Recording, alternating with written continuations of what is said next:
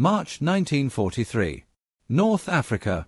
Field Marshal Erwin Rommel stood inside a canvas command tent as desert wind rattled the poles and sand crept across maps laid flat on a wooden table. His uniform was worn, his boots dusted white with salt and grit, but his confidence was unshaken. For 2 years, this landscape had belonged to him. Across these endless plains, Rommel had built a legend. They called him the Desert Fox, Germany's most brilliant battlefield commander. British forces larger than his own had been outmaneuvered, outpaced, and repeatedly humiliated.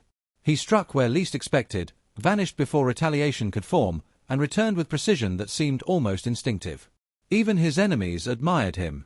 Winston Churchill had praised Rommel in Parliament, an extraordinary gesture that elevated the German commander into something more than an opponent. He became a symbol.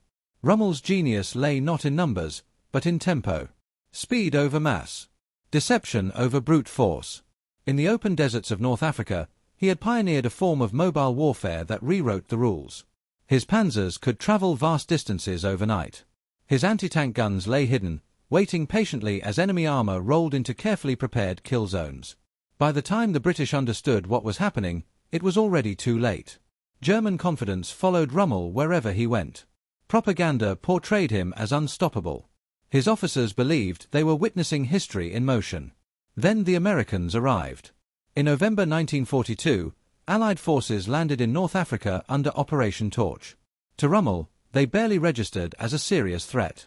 German intelligence reports described American troops as inexperienced, poorly led, unfamiliar with desert warfare. Brave, perhaps, but naive. In February 1943, at Kasserine Pass, Rommel's assumptions seemed confirmed. German forces smashed into the American II Corps, sending them into chaotic retreat. Units collapsed. Command broke down. Equipment was abandoned. To Rommel, it was proof of what he already believed: the Americans were not ready for modern warfare. In his private assessments, Rommel dismissed them entirely. The British had been predictable. The Americans, he believed, were worse, untrained and untested. The desert remained his domain. But beneath that confidence, unseen by Rommel, something was changing. In the aftermath of Kasserine, the Americans replaced their defeated commander. A new general arrived, one Rommel had never studied, never tracked, never considered important. His name barely appeared in German intelligence files. GeorgeSPatton Jr. To Rommel, it meant nothing. Yet within weeks, the battlefield that had defined Rommel's legend would confront him with something he had never faced before: an enemy who had studied him, understood him, and was preparing to fight him using his own methods. Rommel believed the Americans had shown their limits. He was about to learn how wrong that belief was. March 16, 1943. Tunisia. When Erwin Rommel received the intelligence briefing that morning, he read it with casual interest. The Americans had replaced their defeated corps commander. The new general, the report said, was obsessed with discipline: uniform inspections, salutes, strict enforcement of regulations. To Rommel, it sounded familiar. Another parade ground officer trying to impose order where experience was lacking. Rommel smiled.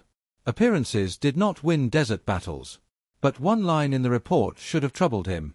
It noted that the new American commander had been studying Rommel's campaigns in North Africa in meticulous detail. He had read infantry attacks, Rommel's pre-war book, not once but repeatedly.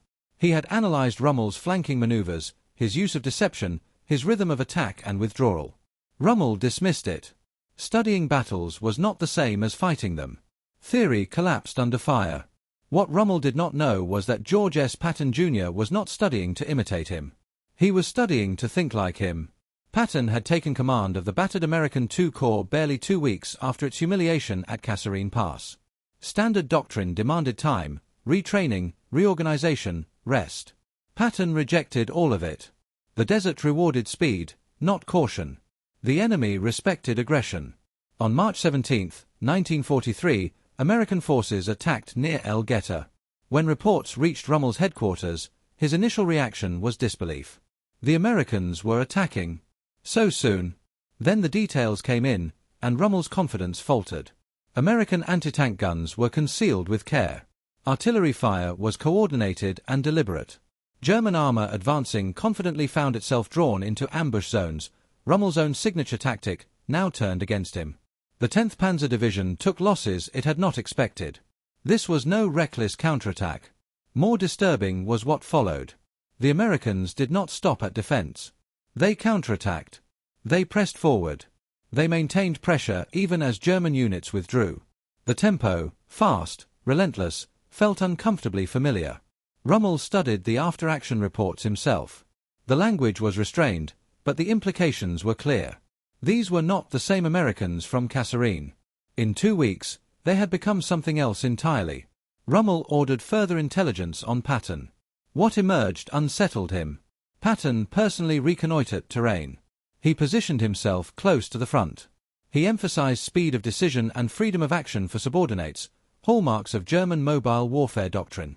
Rommel wrote privately that night, "The Americans have a new general. He is different. He shows initiative and aggression. His forces fought with skill I did not expect." For a commander who rarely praised opponents, this was significant. Rommel began to sense a shift larger than one battle. The Americans were not merely copying tactics. They were learning principles. Worse, they were learning quickly.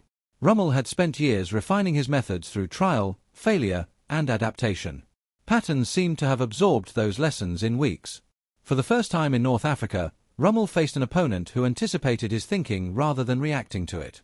The Desert Fox was no longer hunting amateurs. He was facing a student who understood the hunt. Late March 1943. Tunisia. Erwin Rommel no longer viewed the Americans as a secondary concern. In his daily briefings, one name began to surface repeatedly: Patton. Reports described American movements that were faster, sharper, and more confident with each passing day. What troubled Rommel most was not the aggression. It was the anticipation. American forces were beginning to move as if they already knew how German units would respond. On March 23, 1943, Rommel wrote an entry in his diary that marked a turning point in his thinking.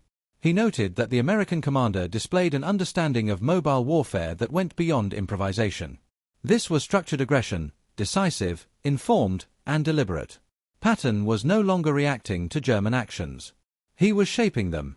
Rommel's intelligence officers reported that Patton was reorganizing his forces into flexible, combined arms formations, armor, infantry, artillery working in tight coordination. This was not British methodical warfare. It was unmistakably German in character. Yet Patton adapted it. Where Rommel relied on speed and daring to compensate for limited resources, Patton combined those principles with American advantages: abundant fuel, overwhelming artillery, and growing air support.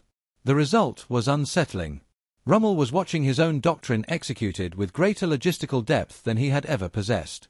In a report sent to Field Marshal Albert Kesselring, Rommel's language was unusually direct. He warned that American forces under Patton had demonstrated professional military competence previously unseen.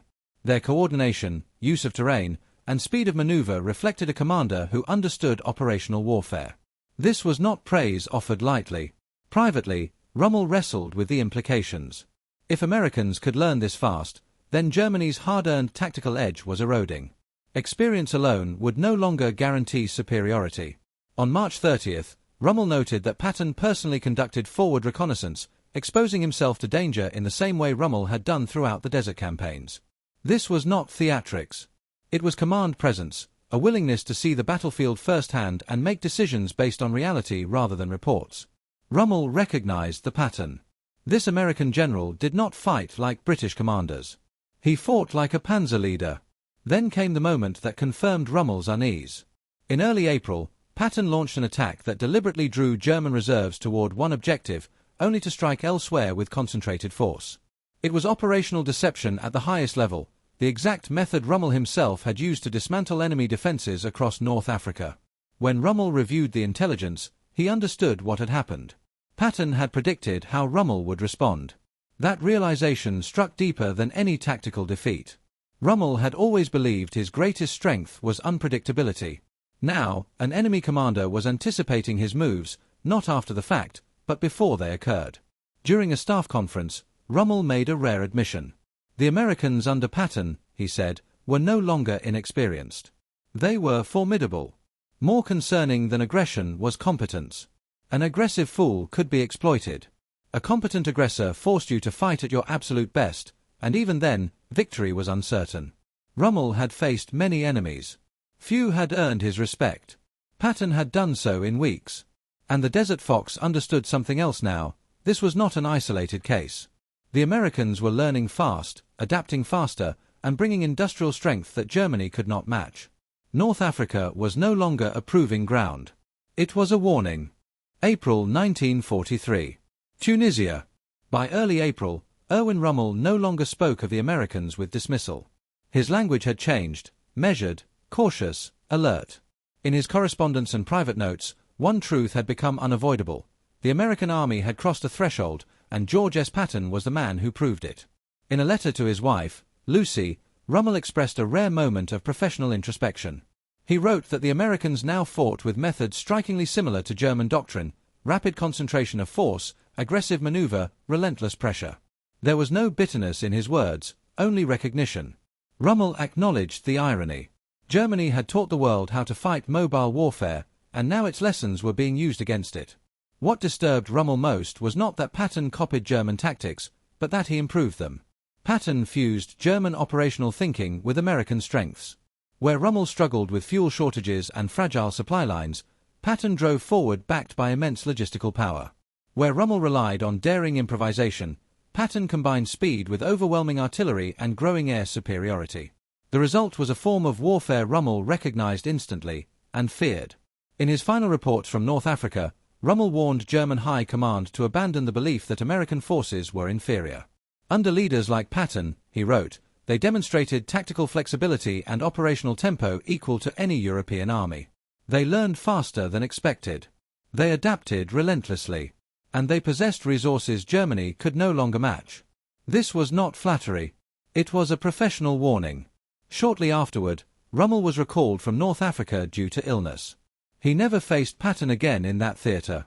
But the impression Patton left endured. Months later, while recuperating in Germany, Rommel discussed Patton with fellow generals, including Heinz Guderian. According to later accounts, Rommel remarked that Patton had understood the principles behind German armored doctrine, not just the techniques. Speed, aggression, deception. And he had applied them with American efficiency. Rommel reportedly said he would not want to face Patton in France with a full army at his disposal. History proved that judgment accurate. In 1944, as Patton's Third Army surged across France with breathtaking speed, Rommel, now tasked with defending the Western Front, recognized the pattern immediately. The same relentless tempo. The same refusal to allow an enemy to regroup. It was North Africa reborn on a continental scale. Rommel and Patton never met face to face. They never fought the extended dual history might have recorded. Yet in Tunisia, something profound occurred. Germany's finest field commander acknowledged that the Americans had arrived, not as apprentices, but as equals. Perhaps Rommel's most telling assessment came near the end of his life. He noted that the most dangerous enemy was not one who relied on numbers alone, nor one who merely copied tactics, but one who studied you, understood you, and defeated you using your own wisdom. That, in Rommel's eyes, was GeorgeSPatton. The Desert Fox had been outmatched, not by force alone, but by learning. And in war, there is no higher compliment.